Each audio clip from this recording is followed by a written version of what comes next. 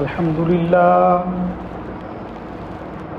لله نحمده ونستعينه ونستغفره ونؤمن به ونتوكل عليه ونعوذ بالله من شرور أنفسنا ومن سيئات أعمالنا من يهد الله فلا مضل له ومن يضلل فلا هادي له ونشهد أن لا إله إلا الله وحده لا شريك له ونشهد أن سيدنا وسندنا ونبينا وحبيبنا وإمامنا ومولانا محمدا عبده ورسوله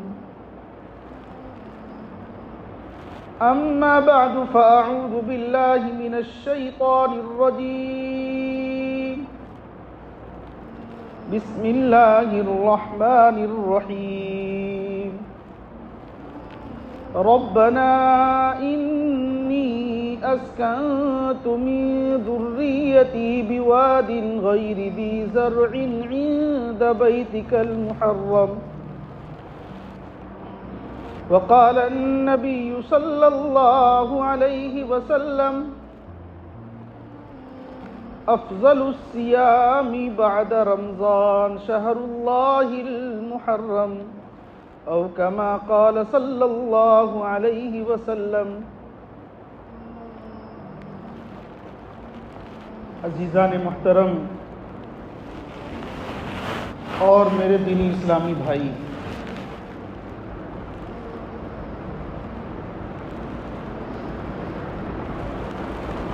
اللہ کے فضل و کرم سے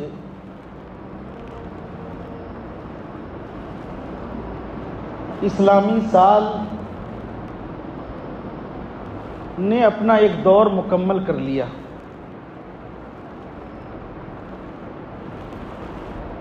اسلامی مہینے کا آخری مہینہ ذی الحجہ ختم ہو کر اسلامی سال کا پہلا مہینہ محرم الحرام شروع ہو چکا ہے۔ آج محرم الحرام کی پہلی تاریخ ہے۔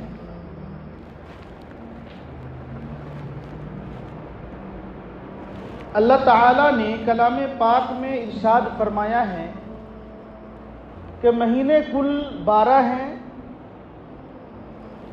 سال کے 12 مہینے اور مہینے کے 30 دن یہ اللہ کے پیدا کیے ہوئے ہیں۔ اللہ تعالیٰ نے بعض مہینوں کو بعض پر فضیلت عطا فرمائی ہے اور اس مہینے میں کچھ خصوصیات رکھی ہیں، کچھ احکامات رکھے ہیں۔ ان میں سے ایک محرم الحرام کا مہینہ ہے۔ 4 مہینے انتہائی قابل احترام اور عظمت والے مہینے سمجھے جاتے تھے۔ رجب کا مہینہ، ذی قعدہ کا مہینہ، ذی الحجہ کا مہینہ اور محرم الحرام، یہ 4 مہینے زمانے جاہلیت ہی سے، یعنی نبی پاک صلی اللہ علیہ وسلم کے دنیا میں تشریف لانے سے پہلے ہی سے ان 4 مہینوں کو عظمت والا مہینہ کہا جاتا تھا۔ ان 4 مہینوں میں کوئی کسی سے لڑتا اور جھگڑتا نہیں تھا۔ اللہ تعالیٰ نے اسلام کا جو پہلا مہینہ ہے اس کا نام ہے محرم، اس کا نام ہے محترم، اس کا نام ہے معظم، اس کا نام ہے مکرم۔ محرم الحرام کا مطلب ہے بڑا بابرکت اور عظمت والا مہینہ۔ اس محترم اور مکرم والے مہینے کے تعلق سے اللہ تعالیٰ نے بیت اللہ کی نسبت حضرت سیدنا ابراہیم خلیل اللہ علیہ السلام کی دعا میں ایک لفظ محرم آتا ہے، ربنا انی اسکنت من ذریتی بواد غیر ذی زرع عند بیتک المحرم۔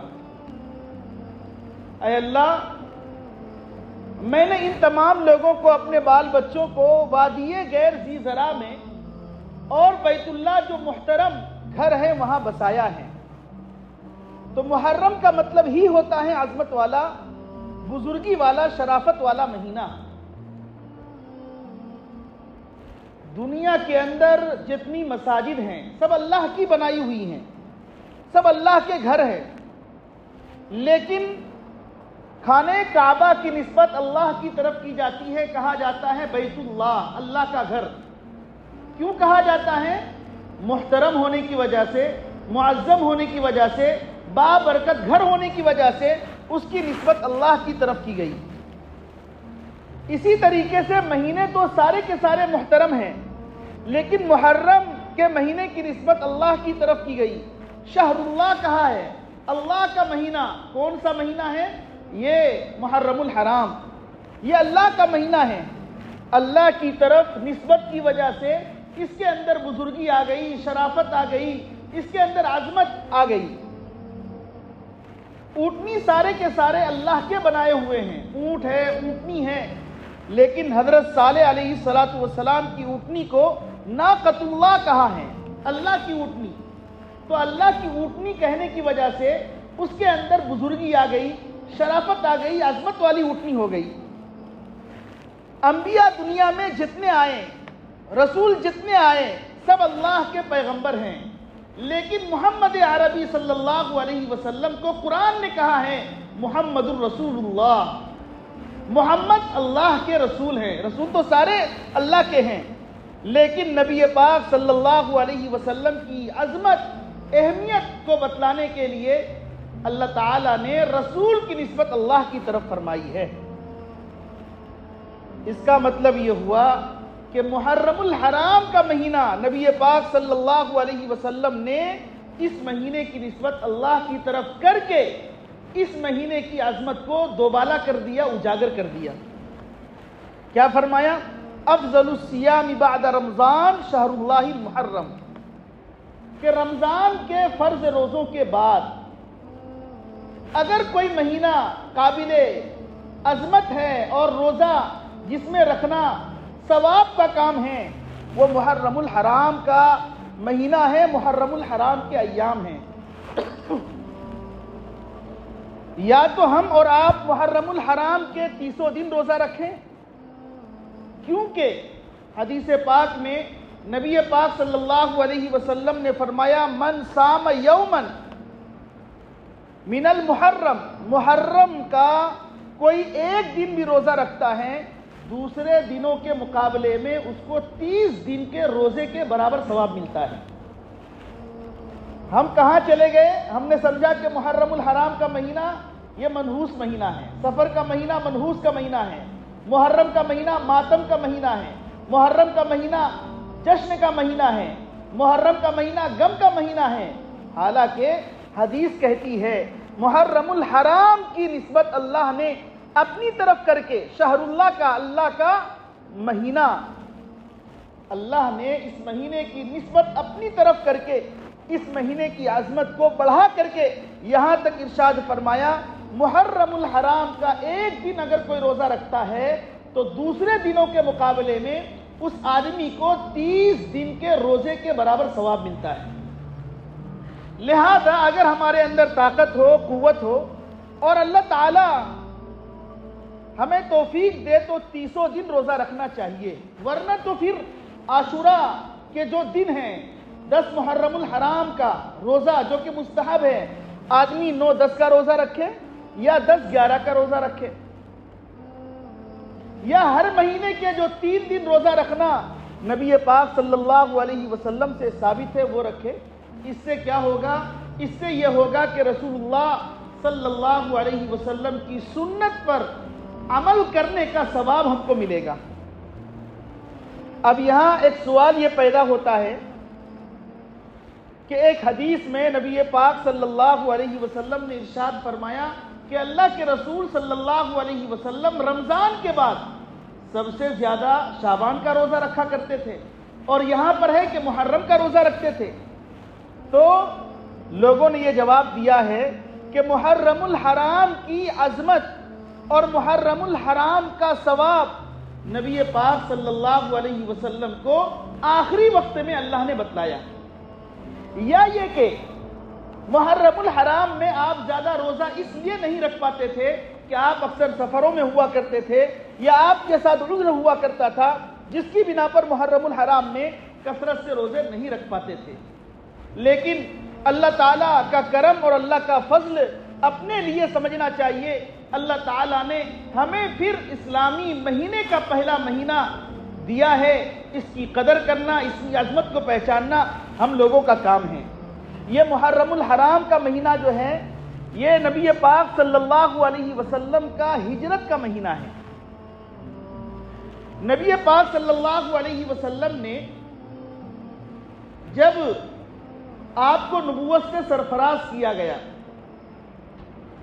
اور نبوت سے سرفراز کرنے کے بعد آپ نے کھلی آزادی کے ساتھ اسلام پر جو عمل کیا ہے اور کھلی آزادی کے ساتھ لوگوں کو دین کا راستہ طریقہ بتلایا ہے، وہ اللہ کے رسول صلی اللہ علیہ وسلم نے مکہ چھوڑ کر جب آپ مدینہ گئے آزادی کے ساتھ اور اپنے ساتھیوں کو یہ بتلاتے ہوئے کہ یہ مہینہ جو ہے برکت والا مہینہ ہے، کھلی آزادی کے ساتھ آپ نے بھی اسلام پر عمل کیا اور آپ کے تمام صحابہ کرام رضوان اللہ علیہم اجمعین نے دین پر عمل کیا۔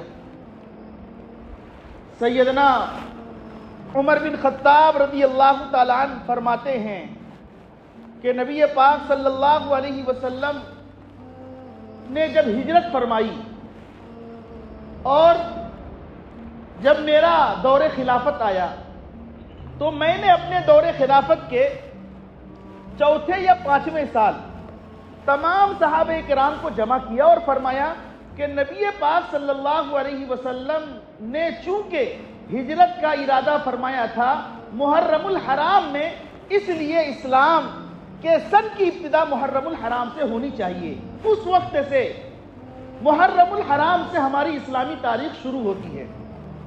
یہ کس نے کیا؟ حضرت عمر بن خطاب رضی اللہ تعالیٰ عنہ نے صحابہ کو جمع کر کے فرمایا کہ اللہ کے رسول نے محرم الحرام میں آپ نے ہجرت کی تھی، اس لیے اسلام کا پہلا مہینہ اور ہجری تاریخ یہ محرم الحرام سے شمار ہوگی۔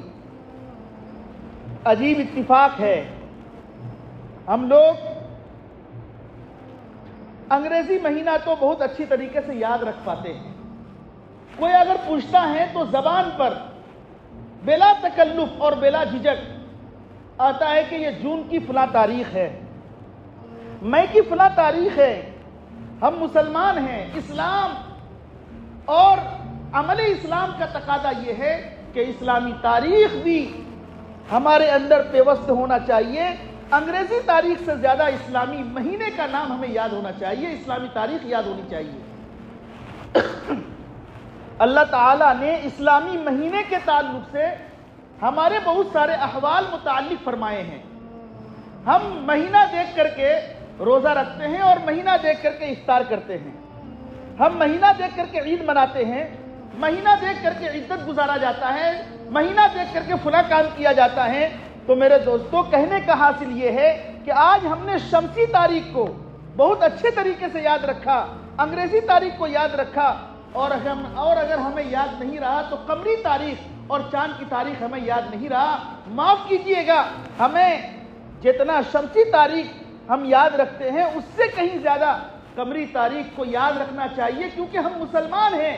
اسلامی تشخص اور اسلامی طریقہ، اسلامی تہذیب، اسلامی تمدن اللہ نے اسلامی مہینوں میں رکھا ہے، لہذا ہمیں اسلامی مہینہ بھی معلوم ہونا چاہیے اور اسلامی تاریخ بھی ازبر اور اچھا یاد ہونا چاہیے۔ یہ سب سے پہلی چیز ہے محرم الحرام کے تعلق سے کہ اللہ نے اسلامی سن اور ہجری کی ابتدا محرم الحرام سے فرمائی ہے۔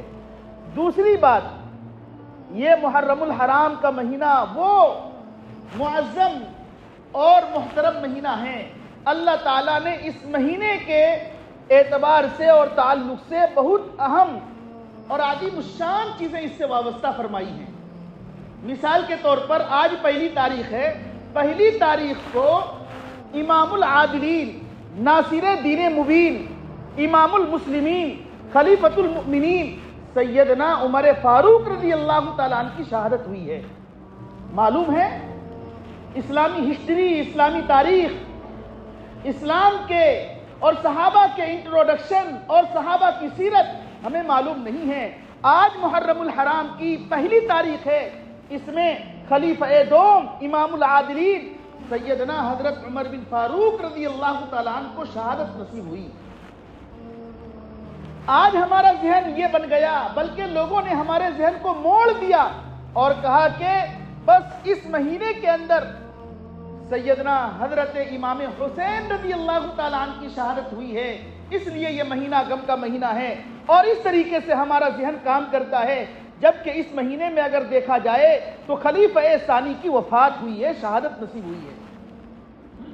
یہ حضرت عمر بن خطاب رضی اللہ تعالیٰ عنہ کون ہیں؟ آپ کا نبی پاک صلی اللہ علیہ وسلم نے ارشاد فرمایا، اللہ تعالیٰ نے حضرت عمر بن خطاب رضی اللہ تعالیٰ عنہ کی زبان پر حق جاری فرما دیا، بلکہ حدیث میں ہے کہ حضرت عمر بن خطاب رضی اللہ تعالیٰ عنہ فرماتے ہیں 3 مقام ایسے ہیں، میری وہ رائے جو ہوتی ہے اللہ تعالیٰ نے اس کو احکام بنا کر کے پیش فرمایا، یعنی جو میری رائے ہوئی اللہ تعالیٰ نے وہی حکم نازل فرمایا۔ چنانچہ فرماتے ہیں کہ میری رائے اور میرے اندر میرا خیال یہ ہوا کہ اللہ تعالیٰ مقام ابراہیم کو نماز پڑھنے کی جگہ بنا دے، یہ ان کے دل میں آیا۔ چنانچہ اللہ تعالیٰ نے ان کے من کے مطابق، ان کے منشے کے مطابق، ان کی رائے کے مطابق اللہ نے کلام پاک میں فرمایا وَاتَّخِذُوا مِن مَقَامِ إِبْرَاهِيمَ مُصَلَّى، کہ مقام ابراہیم کو تم نماز پڑھنے کی جگہ بناؤ۔ یہ سب سے پہلے کن کے دل میں آیا؟ حضرت عمر فاروق کے رضی اللہ تعالیٰ عنہ کے دل میں آیا، اور انہی کے من کے مطابق اور منشے کے مطابق اور رائے کے مطابق اللہ نے قرآن میں حکم نازل فرمایا۔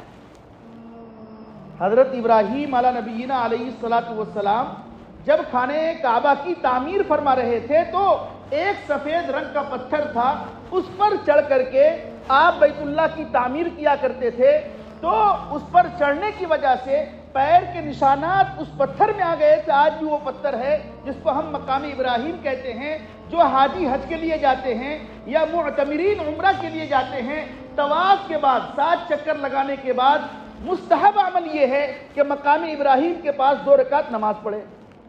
یہ کس کے کہنے پر ہوا؟ حضرت عمر فاروق رضی اللہ تعالیٰ عنہ کے کہنے پر اللہ تعالیٰ نے مقام ابراہیم کو نماز پڑھنے کی جگہ بنا دیا۔ اگر آپ کے پاس وقت ہے، بھیڑ نہیں ہے، تو مستحب عمل یہ ہے، پسندیدہ عمل یہ ہے کہ 7 چکر لگانے کے بعد مقام ابراہیم پر آپ 2 رکعت نماز پڑھیں، ورنہ جہاں جگہ ملے 2 رکعت نماز پڑھ لیجئے۔ نمبر 1۔ نمبر 2، حضرت عمر بن خطاب فرماتے ہیں کہ اللہ تعالیٰ نے دوسرا جو میری رائے بنی، اسی رائے کے تعلق سے قرآن میں حکم نازل فرمایا۔ میری رائے یہ ہوئی کہ حضرت عمر بن خطاب رضی اللہ تعالیٰ عنہ نے فرمایا کہ اللہ کے رسول صلی اللہ علیہ وسلم کے پاس لوگ کثرت سے صحابہ آتے جاتے ہیں، میری رائے یہ ہے کہ اللہ تعالیٰ خاص طور پر ازواج مطہرات کے تعلق سے پردے کا حکم نازل فرما دے۔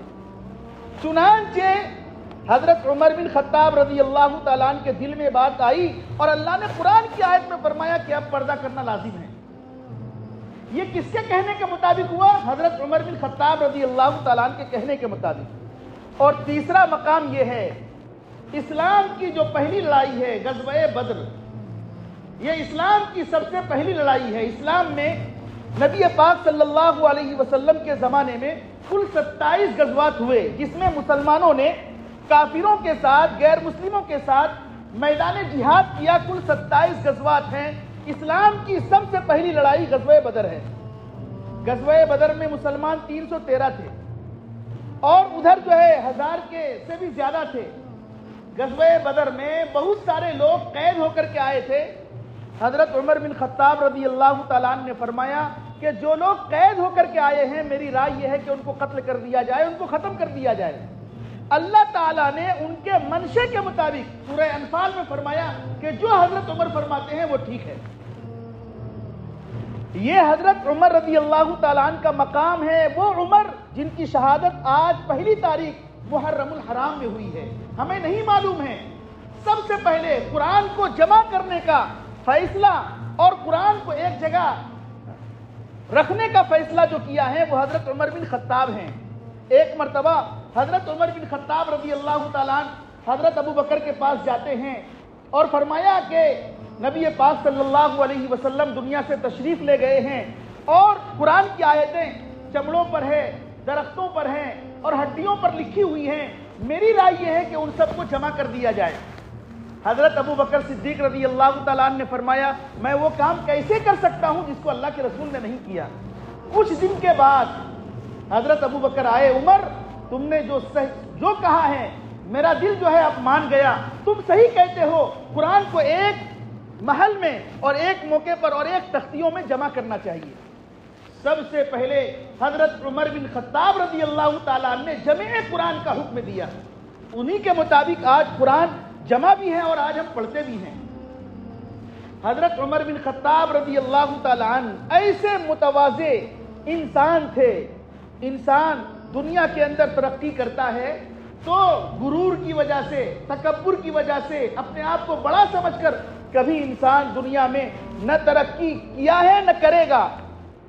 لیکن حضرت عمر بن خطاب فرماتے ہیں ایسے متواضع شخص تھے، اللہ کے رسول صلی اللہ علیہ وسلم نے دنیا میں جنت کی بشارت دی، فرمایا عمر فی الجنہ، عمر جنتی ہیں۔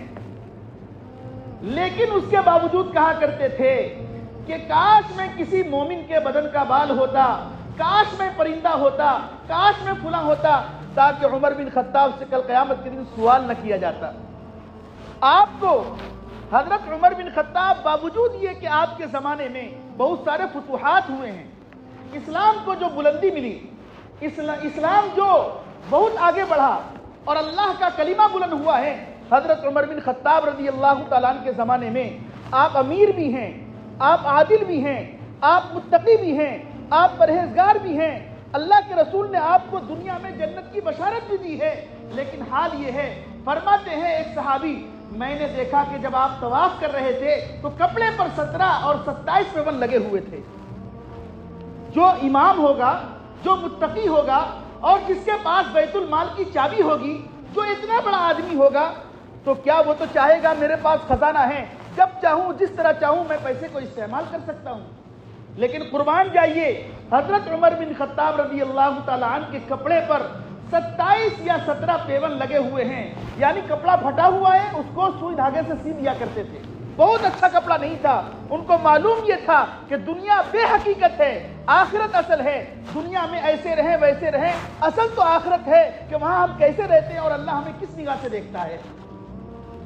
یہی حضرت عمر بن خطاب رضی اللہ تعالیٰ عنہ ہیں، فرماتے ہیں کہ ایک موقع پر دریائے نیل کا پانی خشک ہو گیا۔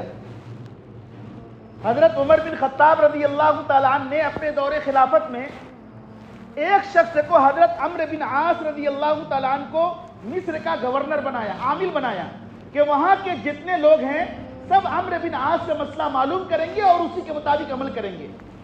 وہاں کے لوگ حضرت عمرو بن عاص کے پاس آئے اور فرمایا کہ دریائے نیل کا پانی ایک زمانے سے جاری تھا اور آج دریائے نیل کا پانی خشک ہو گیا ہے۔ حضرت عمرو بن عاص نے فرمایا یہ بتلاؤ کیا اس سے پہلے بھی دریائے نیل کا پانی خشک ہوا ہے؟ فرمایا ہاں ہوتا تھا، تو ہمارا عمل یہ تھا کہ کسی حسین خوبصورت لڑکی کو اس میں ڈال دیتے تھے، بھیٹ چڑھا دیا کرتے تھے، دریائے نیل کا پانی جاری ہو جاتا تھا۔ حضرت عمرو بن عاص نے فرمایا یہ طریقہ اسلام کا طریقہ نہیں ہے، کسی کی جان لینا، کسی کو جو ہے بھیٹ چڑھانا، یہ اسلام اجازت نہیں دیتا۔ البتہ میں اس سلسلے میں حضرت عمر بن خطاب سے معلوم کرتا ہوں۔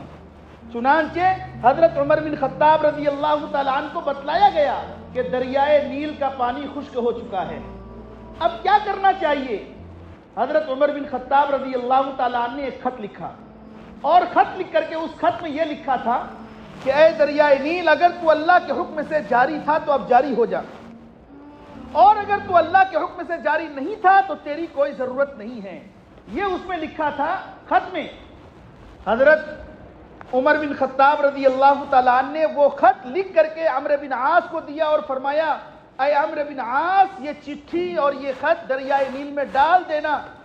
حضرت عمرو بن عاص فرماتے ہیں لوگ ہنس رہے تھے، کہاں لگا رہے تھے، کہاں دریائے نیل کا پانی اور اس خط اور چٹھی کی کیا حیثیت ہے، لیکن جو لوگ ہنستے تھے وہ لوگ بھی پیچھے پیچھے حضرت عمرو بن عاص کے گئے اور حضرت عمرو بن عاص نے وہ چٹھی دریائے نیل میں ڈالی۔ جیسے ہی ڈالتے ہیں وہ پانی، اس کے اندر پانی آ گیا اور آج تک پانی خشک نہیں ہوا۔ روایت میں آتا ہے وہ پانی قیامت تک جاری رہے گا، کبھی خشک نہیں ہوگا۔ جو لوگ کہا لگا رہے تھے، ہنس رہے تھے، سارے کی بولتی بند ہو گئی اور ساروں نے اس وقت اسلام کو قبول کیا۔ یہ حضرت عمر بن خطاب کی شان ہے۔ آج حضرت عمر بن خطاب کی شان کو، عظمت کو بھلا دیا گیا۔ حضرت عمر بن خطاب رضی اللہ تعالیٰ عنہ مراد مصطفیٰ تھے، خود اللہ کے رسول چاہتے تھے کہ اگر عمر اسلام لے آئیں گے۔ لوگ آج جو ہے کھلے عام نماز نہیں پڑھ پا رہے ہیں، چھپ چھپ کر کے نماز پڑھا کرتے تھے، چھپ چھپ کر کے دین کا کام کیا کرتے تھے، لیکن اللہ کے رسول صلی اللہ علیہ وسلم نے دو لوگوں کے بارے میں دعا کی تھی، اللہ تعالیٰ نے اسلام کی دولت عطا فرمائی حضرت عمر بن خطاب کو۔ فرماتے ہیں حضرت عمر بن خطاب کے اسلام لانے کے بعد ہم صحابہ کھلا نماز پڑھتے تھے اور دین کا کام کیا کرتے تھے۔ کسی کی ہمت اور کسی کا دم نہیں ہوتا تھا کہ وہ ٹوک دے اور روک دے۔ حضرت عمر بن خطاب کا ایسا روب اور دبدبا تھا، کتابوں میں لکھا ہے حضرت عمر بن خطاب رضی اللہ تعالیٰ عنہ کے اسی روب اور دبدبا کی وجہ سے شیطان بھی راستہ چھوڑ دیتا تھا، شیطان راستہ چھوڑ دیتا تھا۔ اللہ کے رسول نے فرمایا تھا کہ حضرت عمر رضی اللہ تعالیٰ عنہ یہ فتنوں کے بند دروازہ ہیں، اور ہوا ایسا جب تک حضرت عمر بن خطاب دنیا میں رہے فتنے کبھی نہیں ہوئے، اور جب حضرت عمر بن خطاب کا انتقال ہو گیا فتنے اٹھنا شروع ہو گئے۔ خاص طور پر حضرت عثمان غنی رضی اللہ تعالیٰ عنہ کے آخری دور میں آپ کو معلوم ہے کیسی کیسی کیفیت پیش آئی اور کیسے کیسے فتنے ہوئے۔ یہ ساری چیزیں حضرت عمر بن خطاب رضی اللہ تعالیٰ عنہ کے تعلق سے ہیں۔ حضرت عمر کا یہ مقام ہے، اس کے باوجود اللہ کے رسول صلی اللہ علیہ وسلم نے ایک صحابی حضرت حذیفہ رضی اللہ تعالیٰ عنہ ان سے فرمایا تھا کہ فلاں فلاں منافق ہے، اگر یہ منافق کا نماز جنازہ آ جائے تو نماز نہیں پڑھنا۔ اب حضرت عمر بن خطاب رضی اللہ تعالیٰ عنہ کا مقام، حضرت عمر نے پوچھا کہ اللہ کے رسول صلی اللہ علیہ وسلم نے تمہیں فتنوں کے بارے میں بتلایا ہے، منافق کے بارے میں بتلایا ہے، ذرا مجھے یہ بتلاؤ کیا میرا نام تو منافق میں نہیں ہے؟ کون کہہ رہا ہے؟ حضرت عمر بن خطاب، جن کا مقام یہ ہے کہ اللہ تعالیٰ نے ان کے منشے کے مطابق قرآن میں آیات نازل فرمائی، جن کا عالم یہ ہے اللہ کے رسول نے دنیا میں ان کو جنتی ہونے کی بشارت دی، اس کے باوجود حضرت حذیفہ سے پوچھتے ہیں اے حذیفہ ذرا یہ بتلاؤ کیا میرا نام تو منافق میں نہیں ہے؟ اس کا مطلب یہ ہوا آدمی جتنا بھی بڑا بن جائے اللہ کا ڈر، اللہ کا خوف ہر وقت ہر جگہ رہنا چاہیے۔ اور نبی پاک صلی اللہ علیہ وسلم فرماتے ہیں انما انا اعلمکم واخشاکم، میں تم سب سے زیادہ جاننے والا ہوں اور تم سب سے زیادہ میرے اندر اللہ کا ڈر اور خوف ہے۔ آدمی جتنا بڑا ہوتا ہے اس سے زیادہ اس کے اندر جو ہے اللہ کا ڈر اور خوف آ جاتا ہے۔ خوف کا یہ مطلب نہیں ہے کہ مسجد میں ہو تو اللہ کا ڈر ہو، مسجد سے باہر ہو تو اللہ کا ڈر اور خوف ختم ہو جائے۔ خوف کا عالم یہ ہے کہ ہر وقت اللہ کا ڈر اور خوف سوار رہے۔ اتنا بڑا آدمی، اس کے باوجود آپ خبر گیری بھی کیا کرتے تھے، آپ امام تھے، آپ سے لوگ جو ہے مسئلے بھی معلوم کرتے تھے، آپ جتنے بڑے تھے اسی کے حساب سے آپ لوگوں کے کام بھی کیا کرتے تھے، رات میں چکر لگاتے تھے، گشت کیا کرتے تھے، دیکھا کرتے تھے سب خیریت سے تو ہے۔ ایسا نہیں ہے کہ امیر بنا دیا گیا اور وہ سو رہے ہوں، ایسا نہیں تھا، وہ اپنا جو ہے کام حسن خوبی کے ساتھ انجام دیتے تھے۔ ایک رات چکر لگا رہے تھے، چکر لگانے کے دوران معلوم ہوا کہ ایک گھر سے بچوں کے رونے کی آواز آ رہی ہے اور رونے کی وجہ سے اس گھر سے یہ آواز آئی، پتہ نہیں امیر المؤمنین کو کیا ہوا، کچھ خبر گیری نہیں کرتے، اتنا دروازے کے باہر سے سنا۔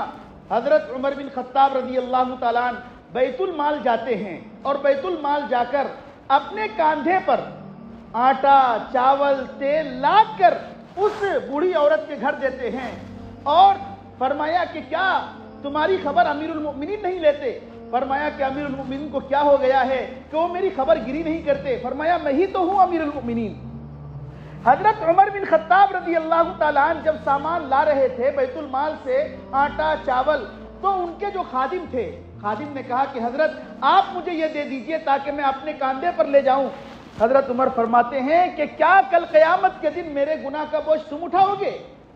لا تزر وازرۃ وزر اخری، کل قیامت کا عالم یہ ہوگا ہر آدمی اپنا معاملہ خود حل کرے گا، خود ہی کسی کے گناہ کا بوجھ نہیں اٹھائے گا۔ آج وہ بوڑھی عورت بلک رہی ہے، اس کے بچے رو رہے ہیں، اگر کل قیامت کے دن پوچھا جائے گا تو مجھ سے پوچھا جائے گا، تم سے نہیں پوچھا جائے گا، اس لیے میں اپنی ذمہ داری خود ہی پوری کروں گا۔ اتنا بڑا آدمی جو امام العادلین ہے اور جو متقی ہے، جو پرہیزگار ہے، جس کے بارے میں اللہ کے رسول نے فرمایا کہ یہ الجنتی ہیں، اتنا بڑا آدمی کون سا کام کر رہا ہے؟ بیت المال جا کر آٹا چاول تیل کا تھیلا اپنے کاندھے پر لاد کر اس بوڑھی عورت کے گھر جا رہا ہے۔ کیا یہ کھیل ہے؟ یہ کھیل نہیں ہے، یہ اس سے سبق لینا چاہیے۔ آج پہلی محرم الحرام ہے، اس میں حضرت عمر بن خطاب رضی اللہ تعالیٰ عنہ کی شہادت ہوئی، اور فرماتے ہیں میں یہ دعا کرتا تھا اللہم ارزقنی شہادتا فی بلدک، میں یہ دعا کرتا تھا اے اللہ میری موت نبی کے شہر میں آئے اور مجھے شہادت نصیب ہو۔ ان کی بیٹی حضرت حفصہ کہتی ہیں اب کہاں شہادت ہے اور اب کہاں نبی کے شہر میں موت آ سکتی ہے؟ فرمایا میرا یقین ہے، میں نے دعا کی ہے، اللہ دونوں چیزوں سے مجھے مالا مال فرمائیں گے۔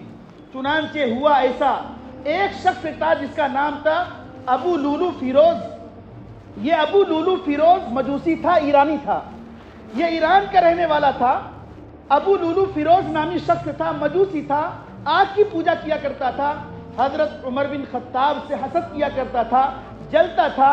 جب دیکھتا تھا کہ اسلام جو ہے بڑھتا اور پھیلتا پھولتا جا رہا ہے، اس کو حسد ہوتا گیا۔ حسد ہوتے ہوتے نتیجہ یہاں تک پہنچا، اس نے یہ ٹھان لی کہ میں عمر بن خطاب کو شہید کروں گا۔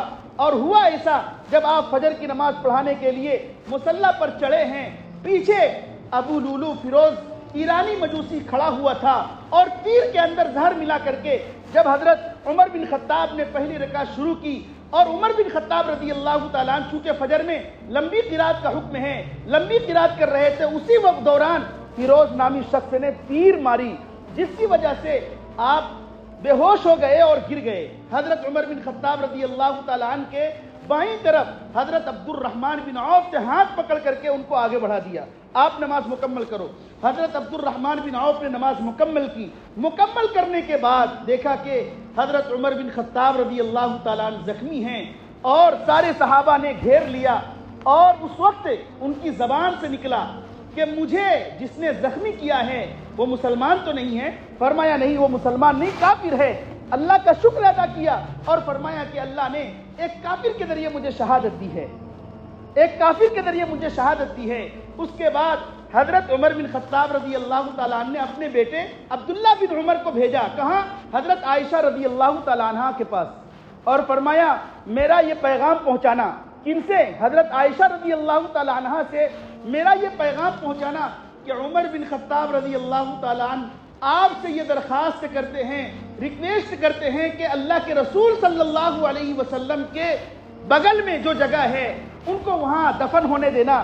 حضرت عائشہ فرماتی ہیں وہ جگہ تو میرے لیے ہے، لیکن حضرت عمر بن خطاب نے جب یہ مانگا ہے تو میں ان کو ترجیح دوں گی، اگر کوئی اور کہتا تو میں ان کو ہرگز وہ جگہ نہ دیتی۔ حضرت عمر بن خطاب نے تمنا ظاہر کی ہے، اس لیے میں حضرت نبی پاک صلی اللہ علیہ وسلم کے بغل میں جو خالی جگہ ہے میں ان کو وہاں دفن کرنے کی اجازت دیتا ہوں۔ نبی پاک صلی اللہ علیہ وسلم کے یہ صحابی حضرت عمر بن خطاب شہید بھی ہوئے، اور شہادت کہاں ہوئی؟ مدینے میں، اور ان کی تمنا یہی تھی نبی کے شہر میں موت آئے اور مجھے شہادت کا درجہ ملے۔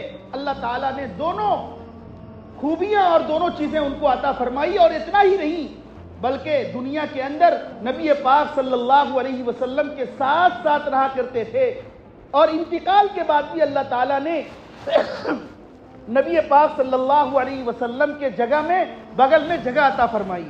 یہ حضرت عمر بن خطاب رضی اللہ تعالیٰ عنہ کے حالات ہیں، واقعات ہیں۔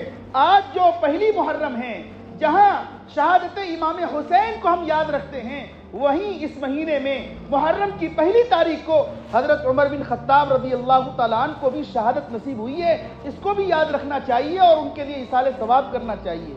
تیسری چیز، یہ محرم الحرام کا جو مہینہ ہے یہ عبادت کا مہینہ ہے، عبرت کا مہینہ ہے، جشن کا مہینہ نہیں ہے، غم کا مہینہ نہیں ہے، ماتم کا مہینہ نہیں ہے۔ افسوس یہ ہے اس مہینے کو ہم نے ماتم کا مہینہ، اس مہینے کو ہم نے جشن کا مہینہ، اس مہینے کو ہم نے غم کا مہینہ نام دیا ہے۔ میرے دوستو، کتاب پڑھیے، حالات دیکھیے، واقعات دیکھیے، آپ کو اندازہ ہوگا یہ محرم غم کا مہینہ نہیں، اللہ نے اس مہینے کی نسبت اپنی طرف کی ہے۔ یہ مہینہ شہر اللہ ہے، اللہ نے فرمایا یہ اللہ کا مہینہ ہے، اور جس مہینے کی نسبت اللہ اپنی طرف کر دیں اس میں عظمت آ جاتی ہے۔ اس مہینے کے اندر زیادہ سے زیادہ عبادات کرنے چاہیے، اس مہینے کے اندر زیادہ سے زیادہ نماز پڑھنی چاہیے، تلاوت کرنا چاہیے، کیونکہ اللہ کے رسول نے فرمایا محرم الحرام میں جو ایک دن روزہ رکھتا ہے دوسرے دنوں میں اللہ تعالیٰ 30 دن کے روزے کے برابر اس کو ثواب عطا فرماتے ہیں۔ اللہ تعالیٰ ہم تمام کو ان باتوں پر عمل کی توفیق نصیب فرمائے، اور محرم الحرام کے تعلق سے جو فضائل ہیں اللہ اس کو سمجھنے کی توفیق عطا فرمائے۔ وآخر دعوانا ان الحمدللہ رب العالمین۔